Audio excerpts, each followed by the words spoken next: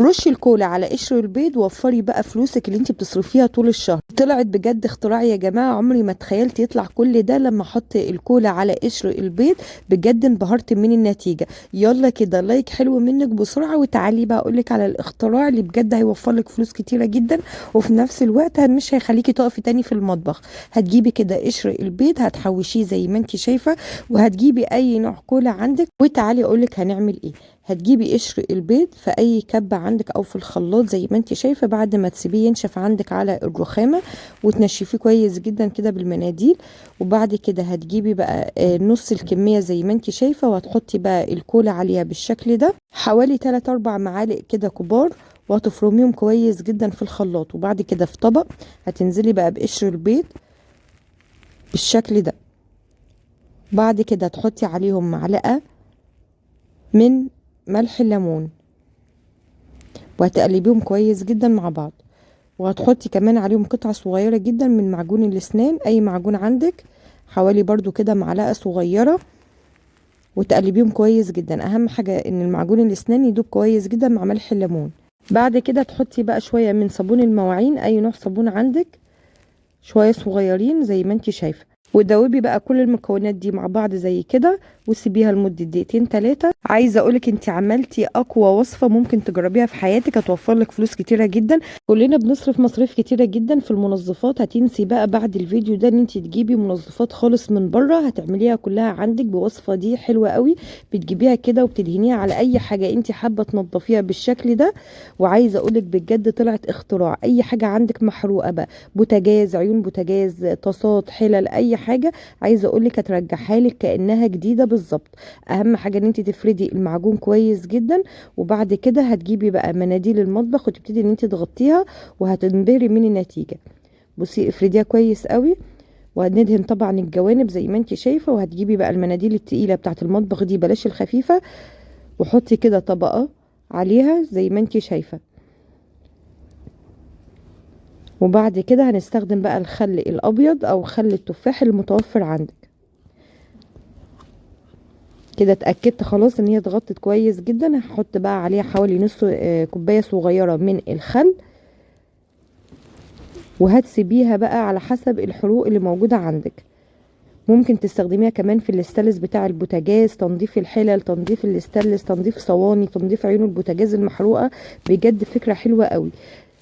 سيبيها بقى كده ليلة كاملة، او مثلا 2-3 ساعات على الاقل.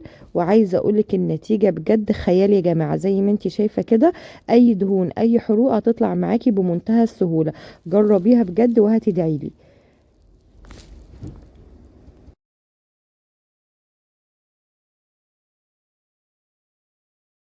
علقي الكيس في دش حمامك قبل الاستحمام، وارتاحي بقى طول الصيف بفكرة معظم الستات ما تعرفهاش. هتجيبي كده كيس، وتروحي بقى كده على دش الحمام وتربطيه بالشكل ده. وتعالي بقى اقولك على اختراع بجد لاول مره هتشوفيه معايا، هتنبهري من النتيجه. هتجيبي كده الكيس وتعلقيه في الدش وتربطيه بالشكل ده. وتعالي بقى اقولك على فكره حلوه قوي. الفيديو ده مليان افكار كتيره قوي، ومن ضمنهم فكره الكيس في دش الحمام. وكمان في الفيديو ده هقولك على الكور السحريه للقضاء على الصراصير والنمل بمنتهى السهوله. بس كملي معايا الفيديو للاخر علشان مليان افكار كتيره قوي وهتخرجي مستفيدة. فيلا كده لايك حلو منك بسرعة، وتعالي نبدأ مع بعض بأول فكرة. اول فكره معايا علشان ما اطولش معاكي كتير، وهي الكور السحريه للقضاء على الصراصير والنمل، وهيختفوا من بيتك تماما. كل اللي انت محتاجاه كده شويه خل مع نص ليمونه. وتبتدي ان انت تجيبي حاجه اسمها اكتوموسرين، ده حلو قوي. بتجيبيه من اي مكان في صيدليه ولا حاجه، وتبتدي ان انت تحطيه كده على الخل والليمون وكمان الاكتوموسرين ده. وهتجيبي معلقه من القرفه، وتخلطي المكونات دي كويس جدا مع بعض. وعايزه اقولك انت بجد عملتي اختراع، وهنعمل بيها كور سحريه هتخلصنا من الصراصير وتخلصنا من النمل من غير رش بقى. مش هتقعدي ترشي ولا تمسحي، لا، عباره عن كور كده هتحطيها في شقتك، هتنسي بقى النمل والصراصير. طب هنعملها ازاي؟ بعد ما عملنا الخليط بتاعنا، هتجيبي كده القطن، وتبتدي ان انت تخليه يشرب الميه دي زي ما انت شايفه كده. وبعد كده يا ست الكل هتجيبي بقى ورق فويل، وتاخدي بقى كده وتقسمي مربعات. تحطي القطنه كده زي ما انت شايفه من غير ما تعصريها. بصي مليانه ميه ازاي، ما عصرتهاش خالص. وبعد كده هتلفي بقى ورق الفويل زي ما انت شايفة زي الكور بالظبط بالشكل ده. تعملي بقى واحدة واتنين وتلاتة، واحدة كده تحت الحوض، واحدة على الرخامة كده من الجنب، واحدة ورا التلاجة وجنب البوتاجاز. اعملي بقى العدد اللي انت عايزاه. اهم حاجة ان انت ما تنسيش ان انت تفتحيها بالشكل ده علشان الريحة والخليط اللي احنا حطيناه جواها يطلع له ريحة كده ويمنع لك اي صراصير واي حشرات وكمان النمل. طيب تعالي نشوف الفكرة رقم 2. طب انا لو انا عندي مثلا عسل او حاجة مثلا زي السكر ومش عايزة يجيله نمل، اعمل ايه؟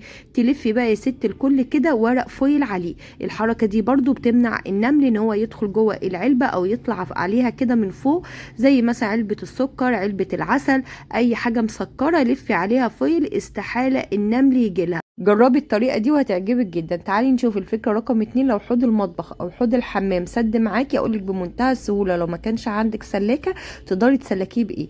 انتوا عارفين الغطا بتاع علبه الشامبو لما تخلص اوعي ترميه، ترمي الجزء ده حلو جدا بقى، بينزل لحد تحت خالص وبيسلك لك كده. لما بتضغطي عليها بيدخل هوا جوه فبيسلك عندك الحوض بمنتهى السهوله زي ما انت شايفه كده. بصي سلك الحوض ازاي علشان سحبت لك شويه هوا ودخلتهم جوه وسلكت لك الحاجات اللي مسدوده. بجد طريقه حلوه قوي لحوض المطبخ او حوض الحمام لما يجي يسد معاكي. جربيها وهتدعي لي. بصي بتعملي كده وتبتدي ان انت ايه تضغطي عليها بالشكل ده.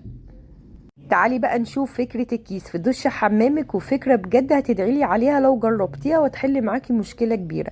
اول حاجة هتجهزي كيس، وبعد كده في طبق هتحطي كده معلقة من البيكنج باودر، على نص ليمونة، على برضو حتة صغيرة جدا من معجون الاسنان، وهتجيبي كده شوية من الخل وتقلبي المكونات دي كويس جدا مع بعض زي ما انت شايفه في طبق الاول. وبعد كده هتجيبي كيس اتاكدي ان هو طبعا مقفول كويس ما فيهوش اي قطع، وهستخدمي كيس شفاف كمان بلاش كيس ملون، يعني انا جبت كيس شفاف، وحطي فيه الخليط ده. بعد كده هتروحي بقى على دش حمامك وهتربطيه في الدش. طب احنا بنعمل كده ليه؟ هقولك بقى يا ست الكل. لما تربطي الكيس في سماعة الدش زي ما انت شايفة كتير قوي مننا بنعاني ان دايما المية بتنزل كده بتبقى مقطعة وما بتبقاش قوية وما بتنزلش مية كتير، والدفع المية في السماعة بتاعة الدش برغم ان هي بتبقى سليمة لا بتبقى منزلة شرشوب مية كده قليل قوي. طب ليه؟ عشان هي بتبقى مسدودة زي ما انت شايفة بالرواسب بتاع المية، فلازم تنضفيها. فانت لو منضفتيهاش هتشوفي بلاوي هتطلع معاكي في الكيس.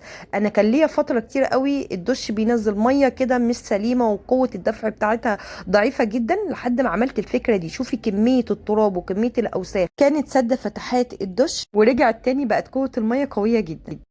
تعالي كمان هقولك على طريقه حلوه قوي تنضفي بيها مفاتيح البوتاجاز.